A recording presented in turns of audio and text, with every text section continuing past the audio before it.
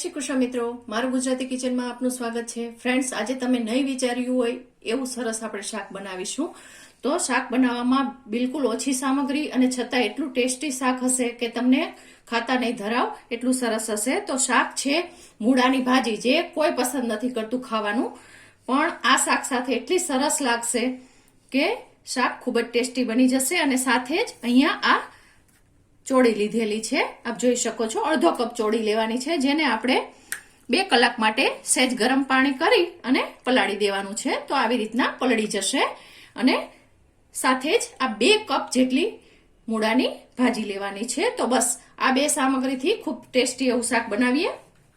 તો એના માટે આપણે એક કુકરમાં 2 કપ જેટલું પાણી એડ કરીશું।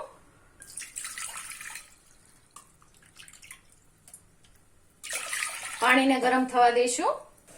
જુઓ, આ ચોળી હતી, પલાળેલી હતી, એનું આપણે બધું જ પાણી નીકાળી દીધેલું છે। તમે ઠંડા પાણીમાં પલાળો તો 4 કલાક થશે। તો આ બધી જ ચોળી છે એ આપણે કુકરમાં બાફવા માટે લઈ લઈશું। અને સાથે જ આપણે એમાં 1/4 ટીસ્પૂન જેટલું નિમક એડ કરીશું। અને બસ અને ઢાંકી અને મીડિયમ તાપે આપણે 4 વિસલ કરી લઈશું। જુઓ ફ્રેન્ડ્સ, આપણી આ ચોળી છે એ ખૂબ સારી રીતે બફાઈ ગઈ છે। આપ જોઈ શકો છો, દાણો એકદમ મોટો થઈ ગયો છે અને એકદમ સરસ હાથમાં લેતા જ સ્મેશ થઈ જાય છે। તો આપણી આ તૈયાર છે, પાણી નીકાળવાનું નથી, એ વાતનું ખાસ ધ્યાન રાખીશું। અને હવે અહીંયા આપણે પેનમાં ઓઇલ લઈશું, 2 ટેબલ સ્પૂન ઓઇલ લઈશું।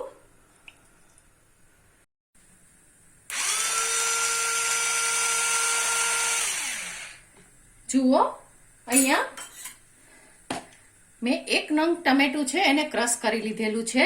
સાથે જ અહીંયા થોડા ઘણા મસાલા લીધેલા છે। મસાલા ખૂબ જ ઓછા અને ઘરમાં મળી રહે એવા જ છે। અહીંયા થોડું આપણે આદુ લીધેલું છે, આ અડધું તજપત્ર લીધેલું છે, 1 નંગ મરચું છે, 2 બાદિયાની કળી લીધેલી છે, 2 લવિંગ છે, 1/8 ટીસ્પૂન જેટલા જ અજમો લેવાના છે, 1/8 ટીસ્પૂન આપણે છોલે મસાલો લીધેલો છે, 1/2 ટીસ્પૂન આમચૂર પાવડર લીધેલો છે, અને 1/2 ટીસ્પૂન આપણે મેથીયો મસાલો લીધેલો છે, અને બીજા બધા રૂટીન મસાલા લેવાના છે।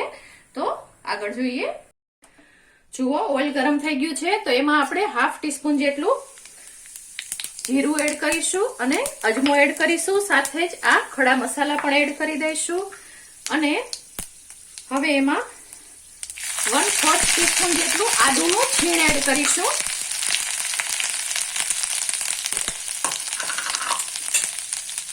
ચપટી જેટલી હિંગ એડ કરીશું, ચપટી જેટલી હળદર એડ કરીશું, અને આ ટમેટું છે એ એડ કરી દઈશું।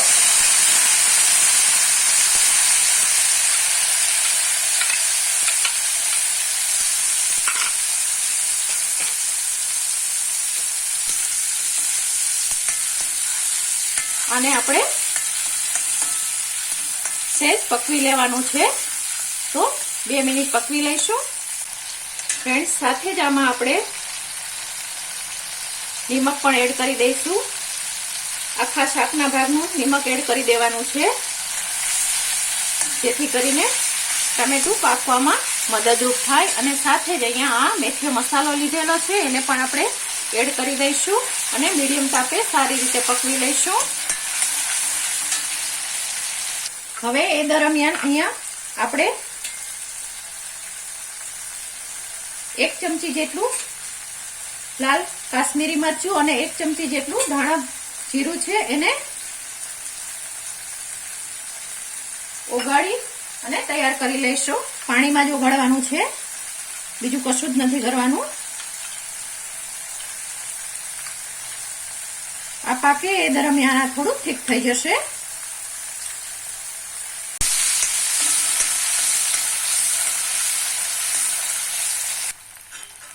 જુઓ, તેલ છે એ બધું જ સારી રીતે છૂટી ગયું છે। તો હવે એમાં આપણે આ મસાલાની પેસ્ટ બનાવી છે એ એડ કરી દઈશું।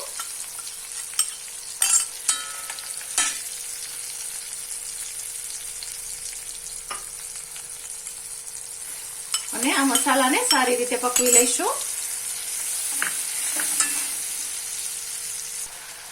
જુઓ પેસ્ટમાંથી સારી રીતે બધું જ તેલ છૂટી ગયું છે. હવે આ સમયે આપણે આ જે મૂળાની ભાજી છે એને એડ કરવાની છે. એ વાતનું ખાસ ધ્યાન રાખવાનું છે કે જેથી કરીને ભાજીના જે પોષક તત્વો છે એ પણ ના બળે અને ટેસ્ટમાં પણ ખૂબ જ સારી રહે. તો આને આપણે સારી રીતે પહેલા તો હલાવી અને 1 મિનિટ માટે આમ જ પકવી લઈશું.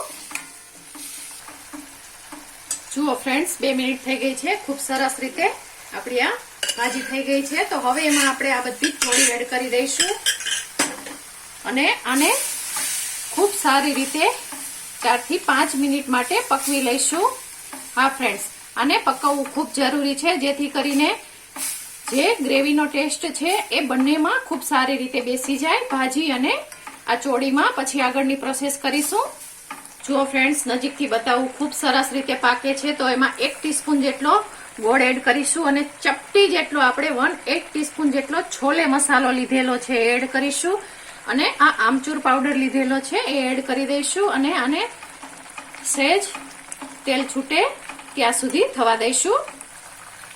જુઓ ફ્રેન્ડ્સ, નજીકથી બતાવું છું, તમે જોઈ શકો છો કે ખૂબ જ સારી રીતે તૈયાર થઈ ગયું છે અને બધું જ આપણું તેલ છે એ છૂટી ગયું છે. રસો છે એકદમ સરસ એવો ઘટ થઈ ગયો છે. તો તમને ગમે એવી કન્સિસ્ટન્સી તમે રાખી શકો છો. અહીંયા બાજરીના રોટલા સાથે ખાવાનું છે એટલે હું આટલું થીક રાખું છું. તો તૈયાર છે આપણું આ સરસ મજાનું બધાને ભાવે એવું મૂળાની ભાજી અને ચોળીનું શાક. તો ફ્રેન્ડ્સ, તૈયાર છે આપણું આ સરસ મજાનું ચટપટું અને સ્વાદિષ્ટ એવું મૂળાની ભાજી અને ચોળીનું શાક. ફ્રેન્ડ્સ, તમને મારી આ રેસીપી પસંદ પડી હોય તો મારી ચેનલને લાઈક, શેર અને સબસ્ક્રાઇબ ચોક્કસથી કરજો. આભાર મિત્રો. જય શ્રી કૃષ્ણ.